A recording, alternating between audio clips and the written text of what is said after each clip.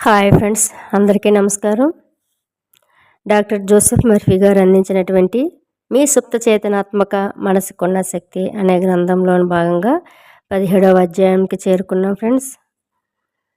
దీనిలో భాగంగా క్షమించటానికి మీ సుప్త చేతనని ఉపయోగించటం ఎలా.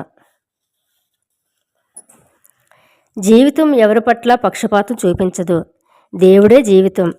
ఈ జీవన సూత్రం మీరు ఇది చదువుతూ దీన్ని గురించి ఆలోచిస్తున్న ఈ క్షణాన మీలో ప్రవహిస్తుంది.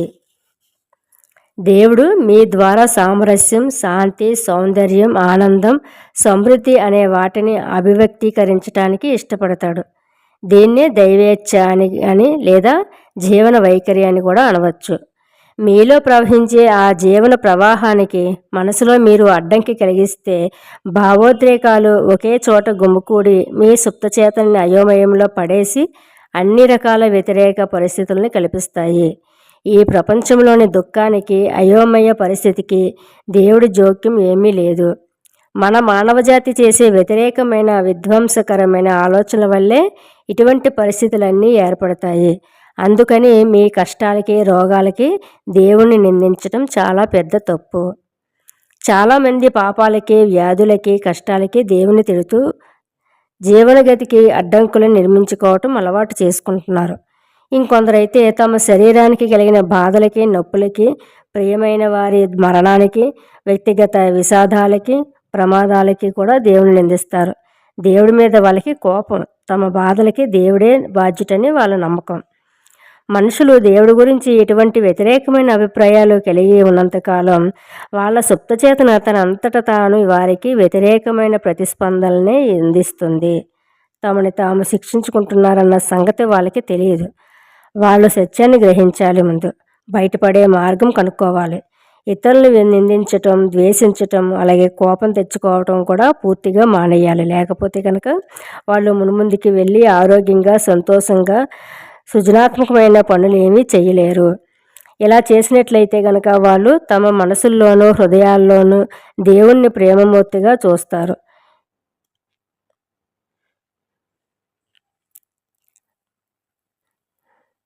దేవుడు అందరికీ తండ్రి అని, తమను రక్షిస్తాడని, నడిపిస్తాడని, పోషించి బలాన్ని ఇస్తాడని నమ్ముతారు. దేవుడి గురించి లేదా జీవన సూత్రం గురించి ఈ అభిప్రాయాన్ని వాళ్ళ సుప్తచేతన అంగీకరిస్తుంది. అప్పుడు వాళ్ళకి లెక్కలేనన్ని రకాలైన వరాలు సిద్ధిస్తాయి. జీవితం ఎప్పుడూ కూడా క్షమిస్తుంది. జీవితం ఎప్పుడూ క్షమిస్తూనే ఉంటుంది. జీవన సూత్రం మీకోసం అంతులేనంత క్షమ అనే ఖజానాన్ని ఉంచింది. మీ వేలు కోసుకున్నప్పుడు అది మిమ్మల్ని క్షమిస్తుంది. మీ సుప్తచేతనలోని అనంతమైన మేధస్సు దాన్ని వెంటనే బాగు చేస్తుంది. కొత్త కణాలు ఆ గాయం మీద వంతెన కడతాయి. హానికరమైన క్రిమి వల్ల మీకు అంటువ్యాధి సోకితే జీవితం మిమ్మల్ని క్షమించి ఆ దాడి చేసిన క్రిమిని చుట్టుముట్టి నాశనం చేస్తుంది. మీ చెయ్యి కాలితే గనక జీవన సూత్రం బొబ్బల్ని, నీరు చేరడాన్ని తగ్గించి మీకు కొత్త చర్మాన్ని, కణజాలాన్ని, కణాలని అందిస్తుంది. జీవితానికి మీ మీద పగ అనేది ఉండదు. అది ఎప్పుడు కూడా మిమ్మల్ని క్షమిస్తూ ఉంటుంది. జీవితం మీకు తిరిగి ఆరోగ్యాన్ని, జీవశక్తిని, సామరస్యాన్ని, శాంతిని ఇస్తుంది. కానీ మీరు ప్రకృతితో సహకరించే సామరస్యమైన ఆలోచనలు చేస్తేనే ఇది సాధ్యం. వ్యతిరేకమైన, బాధాకరమైన జ్ఞాపకాలు, చేదు అనుభవాలు, చెడు కోరుకోవడం అనవసరంగా గుమికూడి మీలో జీవన సూత్రం స్వేచ్ఛగా ప్రవహించకుండా అడ్డుపెడతాయి. అపరాధ భావాన్ని ఆమె ఎలా బహిష్కరించింది. హారియట్ జీ అనే ఒక ఆమె ప్రతిరోజు రాత్రి పొద్దుపోయే వరకు కూడా ఆఫీసులో పనిచేసేది. తరచూ అర్ధరాత్రి దాటాక కానీ ఇల్లు చేరుకునేది కాదు. తను ఎంత కష్టపడి పనిచేయటం గమనించి తన పై అధికారులు, తోటి ఉద్యోగులు వీపు తట్టి మెచ్చుకుంటారని ఆమె ఎదురు చూస్తుంది. కానీ వాళ్ళ పని చేయలేదు. పైగా అంత ఆలస్యం అయ్యే వరకు కూడా ఆమె ఒక్కతే పని చేస్తూ ఉండిపోవటం వల్ల ఆమెకి పని పట్ల ఉన్న అసాధారణమైన శ్రద్ధ గురించి వాళ్ళకి తెలియదు. ఇది ఎలా ఉండగా ఆమె కుటుంబ జీవితం సమస్యలో పడింది. ఆమె భర్తకి, 2 కొడుకులకి ఆమె ఎలా ఉంటుందో కూడా తెలియకుండా పోయే పరిస్థితి ఏర్పడింది. తన చిన్న కొడుకు లిటిల్ లీగ్ టీంతో ఆడుతూ గెలిచినప్పుడు హారియట్ ఆటను చూడకపోవటమే కాదు, ఎవరు గెలిచారని అడగకుండా కూడా మర్చిపోయింది. ఎవరు గెలిచారో అడగడం కూడా మర్చిపోయిందంట. వీటికి తోడు హరియట్ డాక్టర్ ఆమెకి ప్రమాదకరమైన స్థాయిలో రక్తపోటు వచ్చిందనేసిన వార్త చెప్పారు. హరియట్ భర్త విడిపోదామని ఆమెతో అన్నప్పుడు ఆమె నా దగ్గరకు వచ్చింది. అప్పుడు ఆమె నా జీవితంలోంచి భర్తను బయటకు ఎందుకు పంపించి వేసిందని, కొడుకులు విషయంలో అంత తక్కువ ఆసక్తి ఎందుకు కనబరుస్తుందని అడిగాను. తన ఉద్యోగం ఊడకుండా ఉండాలంటే తను అంత కష్టపడి పని చేయక తప్పదని ముందు నాకు ఆమె చెప్పింది. ఆమె తోటి ఉద్యోగులు కూడా ఆమెలాగే అన్నేసి గంటలు పని చేస్తున్నారా అని అడిగితే లేదని, వాళ్ళు మామూలుగా ఆఫీస్ టైంలో పనిచేసి వెళ్ళిపోతారని, తనకన్నా బాగా పని చేయలేరని కూడా చెప్పింది ఆమె. ఆమె అంత కష్టపడి పని చేయడానికి గల కారణాన్ని నేను ఆమెకి ఎత్తి చూపాను. మిమ్మల్ని లోపల ఏదో బాధ తినేస్తుంది, అలా కాకపోతే మీరు ఇలా ప్రవర్తించరు, ఏదో నేరానికి మిమ్మల్ని మీరు ఇలా శిక్షించుకుంటున్నారు అని చెప్పాను. కొంతసేపు ఆమె నేను అన్న మాట ఒప్పుకోలేదు. మిగతా వాళ్ళు బద్ధకస్తులని, ఎక్కువ సమయం పనిచేసే తన అలవాటే సరైనదని అనటానికి ప్రయత్నించింది. చివరికి ఎలాగో తన మనసు లోతుల్లో ఒక అపరాధ భావం ఉందని ఒప్పుకుంది. 15 ఏళ్ల క్రితం ఆమె తండ్రి చనిపోయాక ఆయన స్థిరాస్తికి ఆమె నిర్వాహకురాలిగా ఉండేది. తన తమ్ముడికి ఇవ్వవలసిన పెద్ద మొత్తాన్ని కావాలని ఇవ్వకుండా తన దగ్గరే ఉంచుకుంది. ఎందుకు ఆ పని చేశారు? డబ్బు మీద వ్యామోహం వల్ల అని అడిగాను నేను. అదేం కాదు, నా తమ్ముడు, వాడికి భయంకరమైన మాదక ద్రవ్యాల తీసుకునే అలవాటు ఉండేది. వాడి వాటా వాడికి ఇచ్చేస్తే ఆ డబ్బును వాడేం చేస్తాడో నాకు తెలుసు. వాడు బాగుపడ్డాక ఇవ్వటానికే ఆ డబ్బుని దాచి ఉంచానని నాకు నేను నచ్చ చెప్పుకున్నాను అంది ఆమె. ఆ తర్వాత కుతూహలంతో అడిగాను. హరియట్ గట్టిగా నిట్టూర్చి, కానీ అది జరగలేదు, వాడు ఆత్మహత్య చేసుకున్నాడు. బహుశా కావాలని చేసుకుని ఉండకపోవచ్చు, కానీ ఫలితం మాత్రం అదే. వాడికి అప్పుడు 26 ఏళ్ళు. నేను ఎప్పుడూ ఆలోచిస్తూ ఉంటాను, నేను ఆ డబ్బును నా దగ్గర ఉంచుకోకపోయి ఉంటేనో, దాన్ని వాడు తన దురలవాట్లను వదిలించుకోవటానికి వాడుకునేవాడేమో, ఇంకా బ్రతికి ఉండేవాడేమో. వాడు చనిపోయింది నా వల్లే అనేసి చెప్పింది. అదంతా మళ్ళీ చేసే అవకాశం ఒకవేళ వస్తే ఏం చేస్తారు మీరు అని అడిగాను. నాకు తెలియదు అంది తల అడ్డంగా ఊపిస్తూ. కానీ ఒకటి మాత్రం తెలుసు, తమ్ముడికి ఉన్న చెడు అలవాట్లను అసహించుకోకుండా ఇంకాస్త గట్టి ప్రయత్నం చేసి వాడికి సాయం చేస్తాను. కానీ ఆ సమయంలో మీరు చేసేది సరైనదని అనుకున్నారా అని అడిగాను మళ్ళీ. అవును, కానీ ఇప్పుడు అది తప్పని అనిపిస్తుంది. ఆ డబ్బు నాది కాదు. అయితే ఇప్పుడు మీరు అలా చేయరు అనేసి అన్నారు. లేదు, చేయనిక అంటూ ఉంటే ఆమె మొహం కఠినంగా మారింది. కానీ దానివల్ల ఏమి ప్రయోజనం లేదు. నేను చేసిన పనికి నన్ను నేను ఏనాటికి క్షమించలేను. నాకున్న ఒక్కగానొక్క తమ్ముడి డబ్బును నేను దొంగిలించాను. ఆ తర్వాత వాడు పోయాడు. దేవుడు నాకు శిక్ష వేయటమే సబబు. నేను అందుకే అర్హురాలని అని. దేవుడు ఆమెను శిక్షించడం లేదని నేను ఆమెకి వివరించాను. ఆమె స్వయంగా తనని తాను శిక్షించుకుంటుంది. మీరు జీవిత నియమాలని దురుపయోగం చేస్తే దానికి తగ్గట్టే కష్టాలు పడతారు. కరెంటు ప్రవహిస్తున్న తీగ మీద చెయ్యి పడితే మీకు షాక్ కొడుతుంది. ప్రకృతి శక్తులు చెడ్డవి కావు. మీరు వాటిని ఉపయోగించే విధానమే వాటిని మంచివని చెడ్డవని నిర్ధారణ చేస్తుంది. విద్యుత్ చెడ్డది కాదు. దాన్ని మీరు మీ ఇంట్లో వెలుతురు నింపేందుకు ఉపయోగిస్తారా, షాక్ ఇచ్చి ఎవరి ప్రాణాలైనా తీయడానికి ఉపయోగిస్తారా అనే దాన్ని బట్టి ఫలితం ఉంటుంది. ఆ నియమం తెలియకపోవటమే అసలు పాపం. ఇక శిక్ష విషయానికి వస్తే ఆ నియమాన్ని దుర్వినియోగపరిచే వాళ్ళకి లభించే ప్రతిక్రియ శిక్ష. రసాయన శాస్త్ర సిద్ధాంతాలని దుర్వినియోగం చేస్తే మీ ఆఫీసు పేలిపోవచ్చు. ఒక చెక్క బెల్ల మీద చేత్తో గట్టిగా కొడితే మీ చేతి నుంచి రక్తం కారవచ్చు. తప్పు ఆ చెక్క బెల్లది కాదు, మీరు దాన్ని సరిగ్గా ఉపయోగించుకోకపోవటమే తప్పు. చివరికి దేవుడు ఎవరిని నిందించి శిక్షించడని హరియాట్ని నేను ఒప్పించగలిగాను. ఆమె పడ్డ బాధలన్నింటికీ కారణం ఆమె సుప్తచేతన యొక్క ప్రతిక్రియే. తన వ్యతిరేకమైన విధ్వంసకరమైన ఆలోచనలకి అది స్పందించిన తీరే. ఆమెకు క్షమ అవసరమైంది. కానీ నిజమైన క్షమాభిక్ష మిమ్మల్ని మీరు క్షమించుకున్నప్పుడే దొరుకుతుంది. క్షమ అంటే మీ ఆలోచనల్ని దైవ నియమం తాలూకా సామరస్యంతో అన్వయించుకోవటం. ఆత్మనింద నరకం, క్షమించటం స్వర్గం. ఆత్మనింద అంటే బానిసత్వం, నిర్బంధం. ఎప్పుడైతే అలాగ చేస్తామో అది ఒక నరకం లాంటిది. అదే క్షమిస్తే కనుక, క్షమించనంటే సామరస్యం, శాంతి. అలాగే ఎప్పుడైతే మనము అలాంటి గుణాలతో ఉంటామో అది స్వర్గంలాగా మనకి కనిపిస్తుంది. అపరాధ భావం, ఆత్మనింద ఆమె మనసులోంచి ఇప్పుడు తొలగిపోయాయి.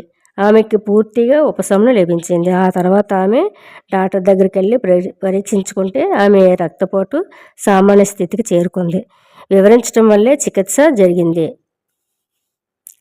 ఒక హంతకుడు తనని తాను క్షమించడం నేర్చుకున్నాడంట. చాలా ఏళ్ల క్రితం ఆర్థర్ ఓ అనే ఆయన యూరోప్లో ఒక వ్యక్తిని హత్య చేశాడు. అతను నా దగ్గరికి వచ్చిన సమయంలో తీవ్రమైన మనోవ్యధని, యాతనని అనుభవిస్తున్నాడు. తను చేసిన ఘోరమైన పనికి దేవుడు తనని శిక్షించాలని అనుకున్నాడు. ఏం జరిగిందని అతన్ని అడిగాను నేను. అవతల వ్యక్తి తన భార్యతో సంబంధం పెట్టుకున్న విషయం తనకి తెలిసిపోయిందని ఆర్థర్ నాతో అన్నాడు. అనుకోకుండా వేట నుంచి తిరిగి ఇంటికి వచ్చిన ఆర్థర్ వాళ్ళిద్దరిని సన్నిహితంగా చూసి భరించలేక ఆ పిచ్చి కోపంలో తుపాకీతో ఆ రెండో వ్యక్తిని కాల్చి పారేశాడు. అతను చేసిన పనికి చట్ట వ్యవస్థ మరీ కఠినంగా శిక్షించలేదు. కొన్ని నెలలు మాత్రమే ఆర్థర్ జైల్లో గడపవలసి వచ్చింది. అయితే జైల్లోంచి అతన్ని విడుదల చేశాక ఆర్థర్ తన పెళ్ళానికి విడాకులు ఇచ్చి అమెరికాకి వచ్చేశాడు. చాలా ఏళ్ల తర్వాత అతనికి ఒక అమెరికన్ వనిత పరిచయమై ఆమెను పెళ్లి కూడా చేసుకున్నాడు. వాళ్ళిద్దరికీ కలిపి 3 ముత్యాలాంటి పిల్లలు పుట్టారు. అతను చేపట్టిన వృత్తిలో విజయాన్ని సాధించి తను పనిచేసే రంగంలో ఎంతో మందికి సాయం చేసే స్థితికి అతను ఎదిగాడు.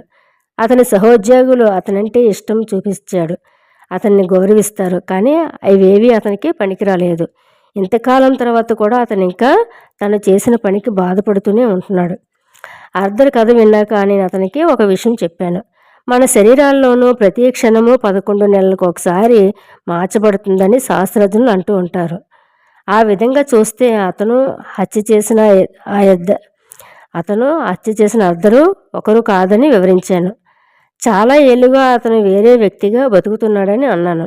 శారీరకంగానూ మానసికంగానూ కూడా ఆ ఆర్థర్ మారి ఇంకొక వ్యక్తిగా రూపొందాడని చెప్పాను.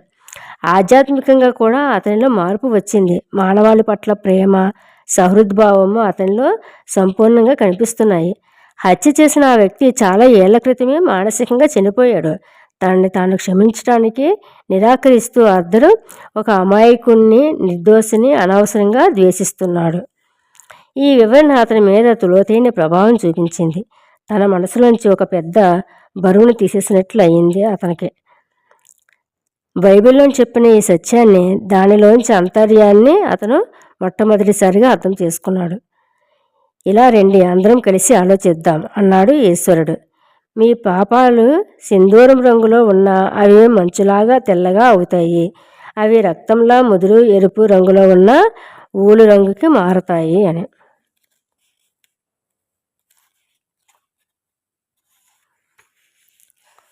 మీ అనుమతి లేకుండా విమర్శ మిమ్మల్ని బాధ పెట్టలేదు. రమోనా కే అనే ఆమె ఒక స్కూల్ టీచరు. నా ఉపన్యాసం అయిపోయాక ఆమె నా దగ్గరికి వచ్చింది. ఈ మధ్యనే తను ఒక సభలో మాట్లాడవలసి వచ్చిందని, అది ముగిసాక మరో టీచరు విమర్శలతో నిండిన ఒక చీటీని తనకి పంపించిందని, ఆ ఉత్తరంలో రమోనా మరీ వేగంగా మాట్లాడిందని, కొన్ని మాటలు మింగేసిందని, ఎవరికీ సరిగా వినపడలేదని రాసి ఉందని రమోనా నాకు చెప్పింది. ఆ ఉత్తరం రాసిన టీచరు రమోనా భాష కూడా చాలా వెలితిగా ఉందని, చెప్పిన విషయంలో కూడా ఎన్నో అసందర్భమైన అంశాలు ఉన్నాయని విమర్శించింది. రమోనా బాధపడింది. ఆమెకి కోపం వచ్చింది. తనని విమర్శించిన ఆ టీచర్కి దూరంగా ఉంటూ ఆమెను ద్వేషించసాగింది. నేను ఆమెను ప్రశ్నించినప్పుడు చివరికి ఆ విమర్శలన్నీ కూడా సరైనవేనని రమోనా ఒప్పుకుంది. పెద్దవాళ్ళ ఎదుట మాట్లాడే అనుభవం ఆమెకి లేదు. మాట్లాడే ముందు ఎంతో భయపడింది. మాట్లాడటం అయిపోయాక అది ముగిసిపోయినందుకు చాలా సంతోషించింది. తన తోటి టీచర్ విమర్శ అందుకే ఆమెను బాధించింది. అప్పుడే నడక నేర్చుకుంటున్న పసిపిల్లవాడిని వేగంగా పరిగెత్తలేదని కోపడినట్లు ఉంది ఆ విమర్శ. అలాంటి బుజ్జాయి నడవటమే పెద్ద ఘనకార్యం. మేము అలా మాట్లాడుకుంటూ ఉండగానే తను ప్రతిస్పందించిన తీరు చాలా తెలివి తక్కువగా ఉందని రమోనాకి అర్థమైంది. ఆ ఉత్తరం నిజంగానే తనకి ఒక వరం లాంటిదని, సరిదిద్దుకోవడానికి పనికి వచ్చే విమర్శ అని ఆమె ఒప్పుకునే స్థితికి వచ్చింది. ఇక తన ఉపన్యాస కళని మరింత మెరుగుపరుచుకోవాలని నిశ్చయించుకొని దగ్గరలోనే ఉన్న ఒక కాలేజీలో ఒక కోర్సులో చేరింది. ఈ లోపల ఆ ఉత్తరం రాసిన టీచర్కు ఫోన్ చేసి ఆమె తన పట్ల తీసుకున్న ఆసక్తికి సలహాలకి ధన్యవాదాలు తెలియజేసింది. ఇక సానుభూతి కలిగించడం ఎలా? రమోనాకు వచ్చిన ఉత్తరం పూర్తిగా తప్పై ఉంటేనో, తన ఉపన్యాసం గురించి ఆ ఉత్తరంలో ఉన్నది పూర్తిగా తప్పని, ఆ విమర్శ సరైనది కాదని ఆమె అనుకుని ఉంటే, అప్పుడు తన ఉపన్యాసం ఇచ్చిన పద్ధతి, దానిలోని వస్తువును, ఆ ఉత్తరం రాసిన వ్యక్తి అభిప్రాయాల్ని, మూఢ విశ్వాసాలని లేదా సంకుచితమైన మతపరమైన నమ్మకాలని బాధపెట్టి ఉంటాయని రమోనా గ్రహించాలి. అప్పుడు సమస్య తనది కాకుండా ఉత్తరం రాసిన వ్యక్తిని అనుకోవాలి. విషయం మనలో సానుభూతి ఉండాలనేది. తర్వాత చేయవలసింది ఆ వ్యక్తికి శాంతి, సామరస్యం, సరైన అవగాహన ప్రసాదించమని ప్రార్థించటం. మీ ఆలోచనలకి, భావోద్వేగాలకి మీరే బాధ్యులని, అవి మీ అదుపులో ఉంటాయని తెలుసుకుంటే గనక ఇక మీరు బాధపడరు. ఆలోచనలని, భావోద్వేగాలను అనుసరిస్తాయి. అందుకని మీకు కలవరం తొలగించి బాధ పెట్టే ఆలోచనల్ని దగ్గరికి రాకుండా మీరు చూసుకోవాలి. ఇక పెళ్లి మండపంలో ఒంటరి. కొన్నేళ్ల క్రితం దగ్గరలోని చర్చిలో ఒక పెళ్లి జరిపించమని నన్ను అడిగారు. ఆ పెళ్ళికొడుకు రానేలేదు. 2 గంటలు గడిచిపోవటానికి 2 గంటలు గడిచిపోయాక పెళ్లి కూతురు కన్నీళ్లు పెట్టుకుంది. ఆ తర్వాత నాతో, నేను దేవుని మార్గదర్శనాన్ని కోరాను. ఇదే నా ప్రార్థనకి సమాధానమేమో. ఎందుకంటే దేవుడు ఎప్పుడు కూడా మోసం చేయడు కదా అంది.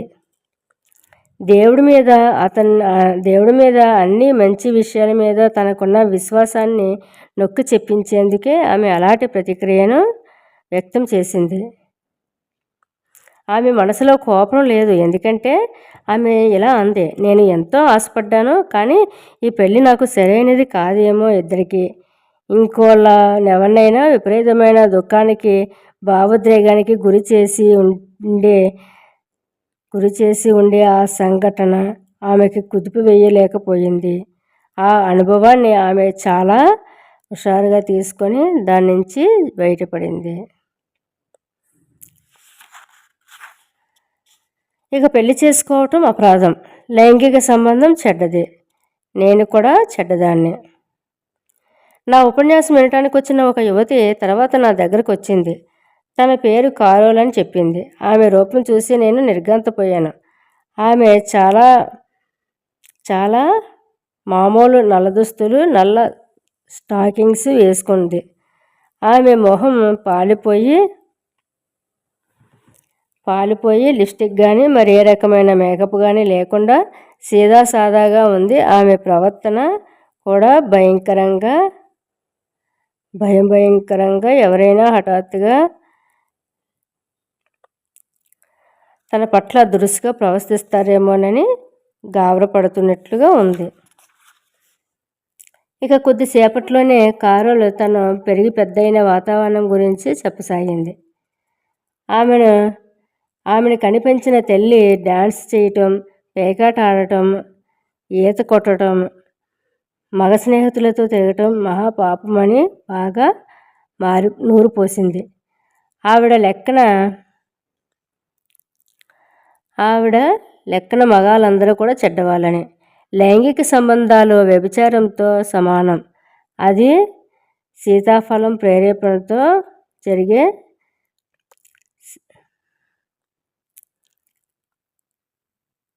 అది పిశాచం ప్రేరణతో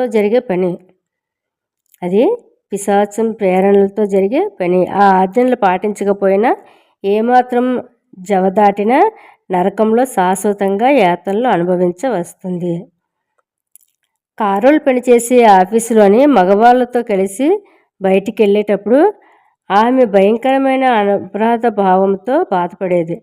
దేవుడు తనని తప్పక శిక్షిస్తాడని నమ్మకం కలిగేది. తను చనువుగా ఉండే ఒక యువకుడు ఆమె దగ్గర పెళ్లి ప్రస్తావన తెచ్చాడు. కానీ ఆమె ఒప్పుకోలేదు. పెళ్లి చేసుకోవటం నేరం, సెక్స్ చెడ్డది, నేను కూడా చెడ్డదాని అందామె నాతో. అవును, ఆ యువతి మనసు నిండా తప్పు చేశానన్న బాధ ఉంది. ఆ నమ్మకంలో బాధ ఉంది. ఎందుకుండదు? తన తల్లి నమ్మకాల ప్రకారం ఆమె నడుచుకోలేకపోయింది. అలా ఆ నమ్మకాల్లో ఏదో ఒక తప్పు ఉందని అనుకోకుండా ఉండటం ఆమెకు అసాధ్యమయ్యింది. మన మన అందరిలోనూ కూడా ప్రవహించే జీవన సిద్ధాంతం గుర్తింపు కోసం, అభివ్యక్తి కోసం ఊహ తహతహలాడసాగింది. తనని తాను క్షమించుకోవడానికి ప్రయత్నించమని నేను కారోల్కి సలహా ఇచ్చాను. క్షమించటం అంటే వదిలేయటం అంతే, త్యాగం చేయటం. ఆ పనికిమాలిన నమ్మకాలన్నింటినీ వదిలేసి జీవిత సత్యాలను తెలుసుకొని కొత్తగా తన గురించి తాను అంచనా వేసుకోవాలి. వారానికి ఒకసారి చొప్పున 10 వారాలు కారోల్ నా దగ్గరకు వచ్చింది. నేను చేతన మనసు, సుప్త చేతన గురించి నేర్చుకున్నదంతా కూడా ఆమెకు నేర్పించాను. అవి ఎలా పనిచేస్తాయో వివరించాను. అవన్నీ వేసి పుస్తకంలో విమర్శించినవే. తన బుర్రలో తప్పుడు ఆలోచనలు నింపి సమూహపరిచి ఆ రకంగా పెంచి పెద్ద చేసిన తల్లి విమర్శనాలని, మూఢనమ్మకాలని గలదని, దురాభిమానం, నిరాశ నిస్పృహలతో బతుకుతుందని నెమ్మదిగా అర్థం చేసుకున్న మీదట కారోల్ అద్భుతమైన జీవితాన్ని మొదలుపెట్టింది. ఇక నా సలహా పాటించే కారోల్ అందమైన దుస్తులు ధరించడం మొదలుపెట్టింది. బజార్లోని అలంకరణ సామాన్లు అమ్మే దుకాణానికి ఉచితంగా చేసే రూపం మార్పిడి, పేకాట ఆడటం, యువకులతో మాట్లాడటం ప్రారంభించింది. తన కుటుంబంతో పూర్తి తెగతెంపులు చేసుకొని జీవితాన్ని ప్రేమించటం, జీవితానికి విలువివ్వటం నేర్చుకుంది. తన అసలు స్వభావాన్ని తెలుసుకున్న తర్వాత ఆమె సహచరుడు కోసం ప్రార్థించసాగింది. అనంతమైన ఈ పరమాత్మ తన ఆలోచనలతో సామరస్యం కలిగి ఉండే వ్యక్తిని తన వైపుకి ఆకర్షించేలాగా పనిచేస్తుందని నమ్మేది. ఒకరోజు సాయంత్రం ఆమె నా దగ్గరకు వచ్చి, బయలుదేరే సమయానికి మరో వ్యక్తి నన్ను కలిసేందుకు వేచి ఉన్నాడు. వాళ్ళిద్దరినీ ఊరికే ఒకరినొకరిని పరిచయం చేశాను. 6 నెలల తర్వాత వాళ్ళిద్దరూ పెళ్లి చేసుకున్నారు. ఇప్పటికీ ఇద్దరూ కలిసి సుఖంగా సంతోషంగా కాపురం చేసుకుంటున్నారు. ఇక ఉపశమనానికి క్షమించడం అనేది అవసరం. మీకెవరి పట్లైనా విరోధం ఉన్నప్పుడు మీరు లేచి నిల్చొని ప్రార్థించండి, ఆ వ్యక్తిని క్షమించండి. మనశ్శాంతికి, మంచి ఆరోగ్యానికి ఇతరులను క్షమించడం చాలా అవసరం. మిమ్మల్ని బాధ పెట్టిన వాళ్ళందరినీ కూడా క్షమించినప్పుడే మీకు సంపూర్ణ ఆరోగ్యము, సంతోషము లభిస్తాయి. దేవుడి నియమాలతో మీ ఆలోచనలో సామరస్యాన్ని కూర్చుకొని మిమ్మల్ని మీరు క్షమించుకోండి.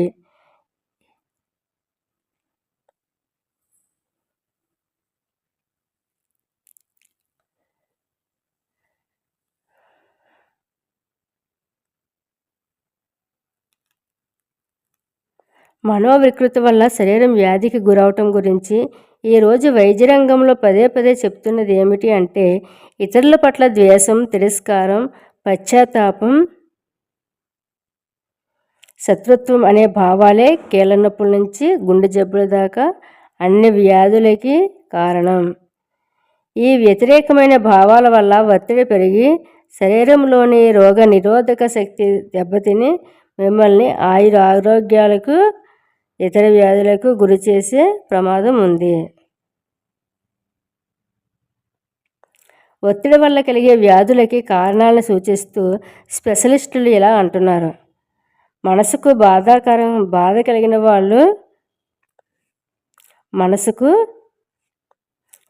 కలిగిన వాళ్ళు, అన్యాయాలకి గురైన వాళ్ళు, మోసగించబడ్డ వాళ్ళు, మనసు గాయపడ్డ వాళ్ళు తరచూ తమ పట్ల అలా ప్రవర్తించిన వారి పట్ల ద్వేషాన్ని, కోపాన్ని మనసులో నింపుకోవటం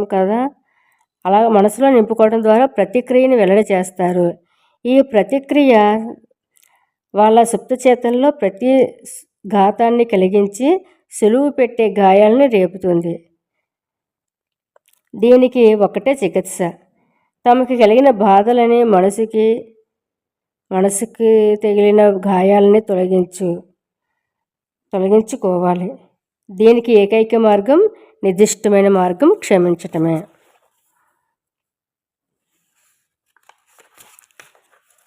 ఇంకా క్షమించడం అంటే ప్రేమతో కూడిన చర్య.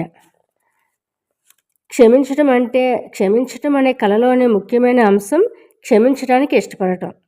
అవతల వ్యక్తిని క్షమించాలని మీరు పూర్తిగా మనస్ఫూర్తిగా కోరుకుంటే ఆ అడ్డంకిని సగం పైగా దాటేసినట్టే.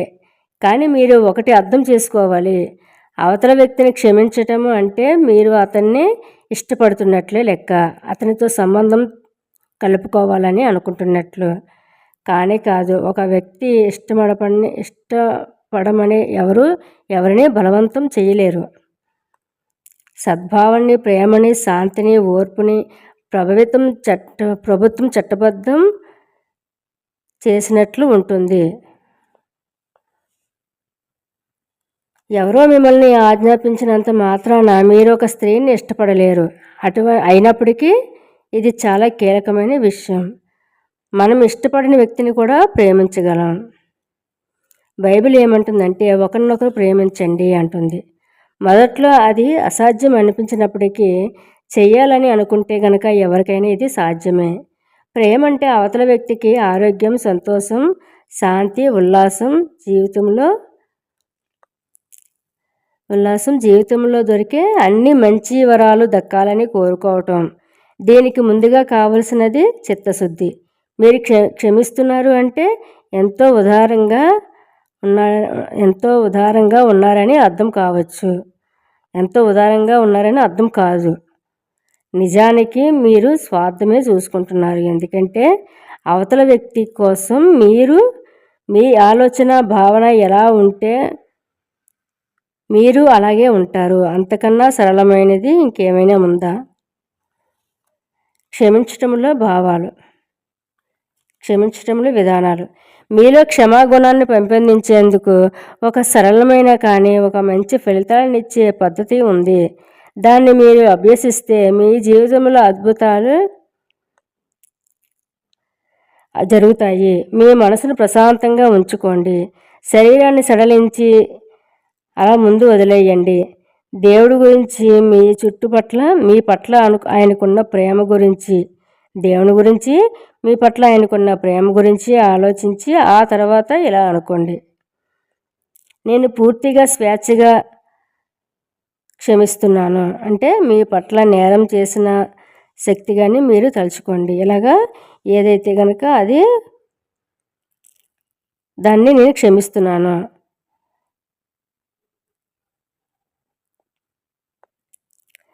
అతన్ని కానీ ఆమెను కానీ నా మనసులోంచి, ఆత్మలోంచి విడుదల చేస్తున్నాను. ఈ విషయానికి సంబంధించిన అన్ని అంశాలని నేను పూర్తిగా క్షమిస్తున్నాను.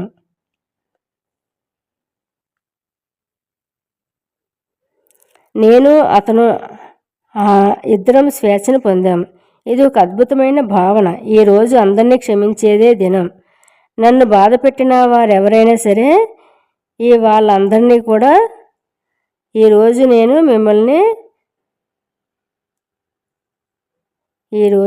మిమ్మల్ని చేస్తున్నాను. ప్రతి ఒక్కరికి ఆరోగ్యం సరిపోతుంది, శాంతి, ఇంకా అంతా మంచి జరగాలని కోరుకుంటున్నారు.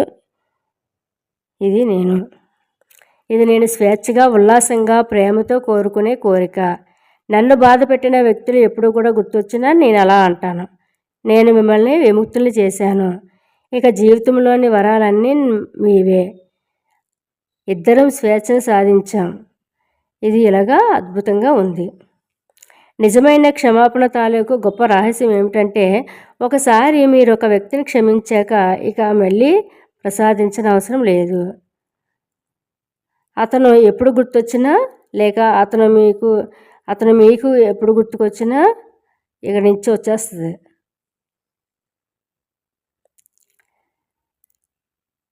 నిజమైన క్షమాపణ తాలూకు గొప్ప రహస్యం ఏమిటి అంటే, ఒకసారి మీరు ఒక వ్యక్తిని క్షమించాక ఇక మళ్ళీ ప్రార్థించిన అవసరం లేదు. అతను ఎప్పుడు గుర్తొచ్చినా సరే, లేక అతను మీకు కలిగించిన బాధ గుర్తించినా సరే, ఆ నేరస్తుడు మంచినే కోరి మీకు శాంతి లభించుకాక అనండి. మీ మనసులోకి ఆలోచన వచ్చినప్పుడల్లా అలా అనండి. కొన్నాళ్ళకి ఆ వ్యక్తి కానీ, ఇక ఆ అనుభవం కానీ గుర్తు రావటం, తగ్గిపోతూ ఉండటం మీకు తెలుస్తుంది. చివరికి అది పూర్తిగా మీ మనసులోంచి మాయమైపోతుంది. ఇక క్షమాపణకే తుది పరీక్ష. బంగారాన్ని అన్వేషించే వాళ్ళు బంగారాన్ని అన్వేషించేవాళ్ళు, దానితో నగలు తయారు చేసేవాళ్ళు బంగారం అసలుదా నకలుదా అని తెలుసుకునేందుకు లోహాన్ని ఆమ్లంలో పరీక్షిస్తారు. అలాంటి పరీక్షే క్షమాపణ విషయంలో కూడా చేయొచ్చు. మీ పట్ల అన్యాయంగా ప్రవర్తించి మోసం చేసిన ఒక వ్యక్తిని గురించి నేను అద్భుతంగా ఏదైనా చెప్పాననుకోండి, అది విని మీరు కోపంతో ఉండిపోతే గనక అతని గురించి మీకున్న ద్వేషం తాలూకా అవశేషాలు ఇంకా మీ మనసులోనే ఉండి మిమ్మల్ని సర్వనాశనం చేస్తున్నాయని అనుకోవాలి. పోయిన ఏడాది మీకు తీవ్రమైన పళ్ళబాధ వచ్చింది. ఆ సంగతి ఇప్పుడు నాకు చెప్పారనుకోండి, ఇప్పుడు ఇంకా మీకు పన్ను నొప్పి ఉందా అని నేను అడిగితే కనుక మీరు ఆశ్చర్యపోయి, అరే అలాంటిది ఏమీ లేదు, నాకు ఆ బాధ గుర్తుంది కానీ ఇప్పుడు నొప్పి ఏమీ లేదని అంటారు. అదే అసలు విషయం. మీరు నిజంగానే ఎవరినైనా క్షమిస్తే కనుక మీకు ఆ సంఘటన గుర్తుంటుంది, కానీ దాని తాలూకా బాధను మీరు ఇప్పుడు అనుభవించలేరు. క్షమాపణకి తుది పరీక్ష అంటే ఇదే, యాసిడ్ టెస్ట్. దాన్ని మీరు మనస్తత్వం దృష్టితో, ఆధ్యాత్మిక దృష్టితో ఎదుర్కోవాలి. లేనట్లయితే కనుక మిమ్మల్ని మీరు మోసగించుకున్నట్లే లెక్క. మీరు క్షమాపణ అనే నిజమైన కళని అభ్యసించటం లేదు. అందరినీ అర్థం చేసుకుంటే అందరినీ క్షమించినట్లే. మీ మనసు తాలూకు సృజనాత్మక నియమాన్ని ఒకసారి మీరు అర్థం చేసుకుంటే గనక మీ జీవితాన్ని పాడు చేసే పరిస్థితుల్ని సృష్టించిన వాళ్ళని తుప్పుపట్టడం మానేస్తారు. మీ సొంత ఆలోచనలు, భావాలే మీ అదృష్టాన్ని సృష్టిస్తాయని గ్రహించండి. ఇంకా బాహ్య విషయాలు మీ జీవితానికి, అనుభవాలకి కారణం కావన్న అవగాహన కలిగి ఉండండి. మీ సంతోషాన్ని ఇంకెవరో పాడు చేయగలరని విధి మిమ్మల్ని బంతిని తన్నినట్టు అటు ఇటు తంతు ఆడుకుంటుందని, బతుకు తెరువు కోసం మీరు ఇతరులని అడ్డుకొని పోట్లాడాలని ఆలోచించటం తప్పు. ఆలోచనలు కానీ వస్తువులను కానీ మీరు అర్థం చేసుకున్నట్లయితే ఇలాంటి ఆలోచనలన్నీ కూడా వాటి వినాశకరమైన స్వభావాన్ని బహిరంగపరుస్తాయి. ఈ సిద్ధాంతాన్ని బైబిల్ స్పష్టంగా ప్రకటిస్తుంది. ఒక వ్యక్తి తన మనసులో ఎలా ఆలోచిస్తే అతను అలాగే రూపొందుతాడు అని. ఓకే ఫ్రెండ్స్, ఇంతటితోటి 16వ అధ్యాయం కూడా కంప్లీట్ అయింది ఫ్రెండ్స్. ఈ 16వ అధ్యాయంలో మనము ముఖ్యంగా గుర్తుంచుకోవలసిన సాధనాల గురించి ఇచ్చారు కొన్ని వాక్యాలు. అవి ఏమిటో తెలుసుకుందాం ఫ్రెండ్స్. దేవుడు లేదా జీవితం వ్యక్తులను గౌరవించే అంశం కాదు.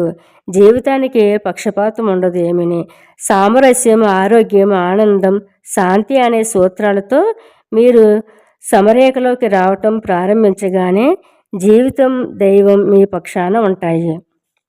దైవం కానీ జీవితం కానీ ఎప్పుడూ కూడా వ్యాధులని, అనారోగ్యాలని, ఇంకా ప్రమాదాలని, కష్టాలని ఇవ్వవు. మనం చేసే వ్యతిరేకమైన ఆలోచనలు ఇలాంటి విధ్వంసాన్ని ఒక నియమం ఆధారంగా మనల్ని బాధిస్తాయి. మనం నాటిన దాని ఫలితము మనకే దక్కుతుంది. ఇక దేవుడి గురించి మీకున్న అభిప్రాయమే మీ జీవితంలో అన్నిటికన్నా ముఖ్యం. ప్రేమే దేవుడని మీరు నిజంగా నమ్మితే కనుక మీ సుప్త చేతన ప్రతిస్పందించి లెక్కనన్ని వరాలని మీకు ఇస్తుంది. దేవుడి ప్రేమలో నమ్మకం ఉంటుంది. దేవుడి ప్రేమలో నమ్మకం ఉంచండి. ఇక జీవితానికి, దేవుడికి మీ మీద శిక్ష ఉండదు. ఎప్పుడు కూడా జీవితం ఎప్పుడూ మిమ్మల్ని తిరస్కరించదు.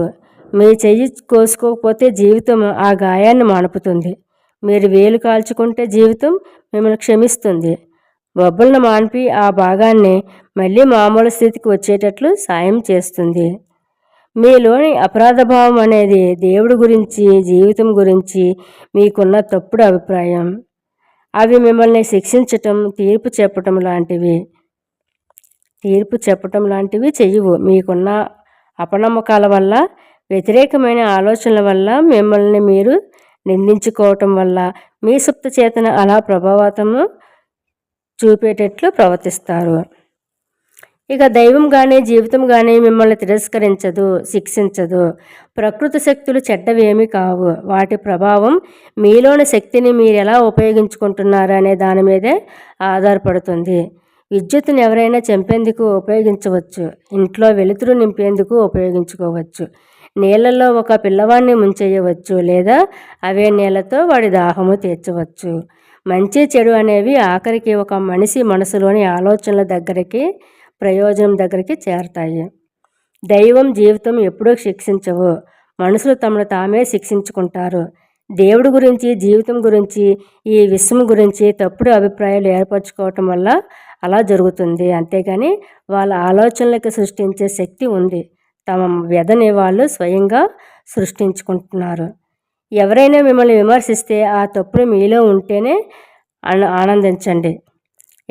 ఎవరైనా మిమ్మల్ని విమర్శిస్తే ఆ తప్పులు మీలో ఉంటే ఆనందించండి, ధన్యవాదాలు తెలియజేయండి. వాళ్ళన్న మాటల్ని అభినందించండి. ఎందుకంటే మీలోని ఆ తప్పుని సరిదిద్దుకోవటానికి ఇది ఒక అవకాశాన్ని ఇస్తుంది. మీ ఆలోచనలు, ప్రతిక్రియలు, భావోద్రేకాలు మీ అదుపులోనే ఉన్నాయని తెలుసుకుంటే మీరు విమర్శకి బాధపడరు. దీనివల్ల అవతల వ్యక్తిని ఆశీర్వదించే అవకాశం దొరకటమే కాక మిమ్మల్ని మీరు ఆశీర్వదించుకున్నట్టు అవుతుంది. మీరు మార్గదర్శనం కావాలని, పనులు సరిగ్గా చేసే దారి చూపమని ప్రార్థించినప్పుడు మీకు ఏ సమాధానం దొరికినా స్వీకరించండి. అది మంచిదని, చాలా మంచిదని గ్రహించండి. అప్పుడిక మీ మీద మీకు జాలి కలిగేందుకు, విమర్శించుకునేందుకు, ద్వేషించేందుకు కారణమేమీ కనిపించదు. మంచి చెడు అంటూ ఏమీ లేదు, ఆలోచనలే వాటిని అలా తయారు చేస్తాయి. తిండి, లైంగిక అనుభూతి, సంపద, నిజం చెప్పడం అనేవి కావాలని అనుకోవటం తప్పు కాదు. ఆ తీవ్రమైన కోరికలను, కాంక్షలని మీరు ఎలా వాడుకుంటారనేదే ముఖ్యం. మీరు తిండి తినాలని కోరుకోవటం సబబే, కానీ ఒక రొట్టె కోసం ఎవరినైనా చంపడం అనేదే తప్పు. ద్వేషం, పగ, చెడు కోరుకోవటం, శత్రుత్వం లాంటివి చాలా వ్యాధులకి దారి తీస్తాయి. ప్రేమని, జీవితాన్ని, ఆనందాన్ని, సద్భావనాన్ని ప్రవహింపజేసి మీకు హాని చేసిన వాళ్ళని కూడా క్షమించి మిమ్మల్ని మీరు క్షమించుకోండి.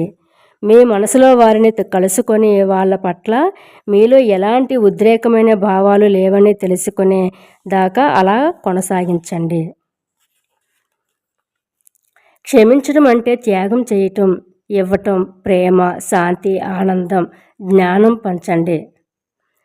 ఇంకా అవతల వ్యక్తికి జీవితంలోని మంచినంతా ఇవ్వండి. మీ మనసులో ఆ వ్యక్తి పట్ల చేదుభావం పోయేదాకా అలా చేయండి. క్షమాపణకి ఇదే తుది పరీక్ష. మీకెవరైనా బాధ కలిగించి ఉంటే గనక, మీ గురించి అబద్ధం చెప్పి నీచంగా మాట్లాడి ఉంటే, మీ గురించి అంతా చెడే చెప్పి ఉంటే, అప్పుడు ఆ వ్యక్తి గురించి మీ ఆలోచనలు వ్యతిరేకమైనవిగా ఉంటాయా? అంటే మీరింకా క్షమించలేదన్నమాట. ద్వేషం తాలూకా మూలాలు ఇంకా మీ సుప్తచేతనలో ఉన్నాయి. అవి మీకు, మీ క్షేమానికి విపరీతమైన హాని కలగజేస్తున్నాయి. ఆ మూలాల్ని వాడిపోయేటట్లు చెయ్యాలి అంటే ప్రేమ ఒక్కటే సాధనం. ఆ వ్యక్తికి జీవితంలో అంతా మంచే జరగాలని కోరుకోండి. లెక్కలేనన్ని సార్లు క్షమించండి అని దీని అర్థం. ఓకే ఫ్రెండ్స్, ఇక ఈ 17వ అధ్యాయం కూడా కంప్లీట్ అయింది friends. Okay, thank you so much.